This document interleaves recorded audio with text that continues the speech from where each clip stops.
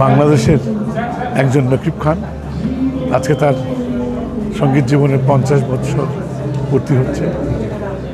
নকিবের সম্পর্কে একটি কথাই বলবো যে সঙ্গীতই মানুষের জীবনের শেষ পরিচয় নয়, এটি মানুষের শেষ পরিচয় তার আচরণ, তার ব্যবহার এবং তার গুণাবলী তো আছে।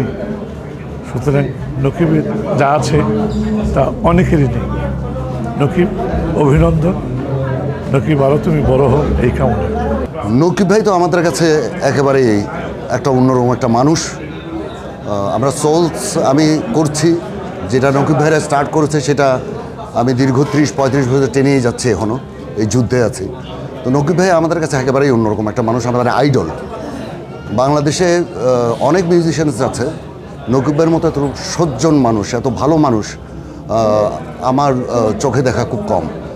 আমাদের সোলসের ব্যাপারে আমরা যখনই নকিব ভাইয়ের কাছ থেকে যে কোনো জিনিস চেয়েছি, তিনি তখনই আমাদের সাথে সেই জায়গা, সেই মুহূর্তে আমাদের সহযোগিতা করেছেন।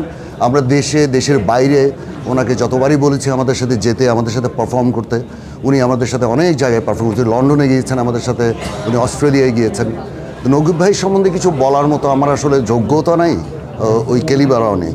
আমি আশা করব নকিব ভাই আরও কিছুদিন বেঁচে থাকবে, আমরা আরও সুন্দর সুন্দর কিছু গান পাবো। ভালো থাকবেন আপনারা।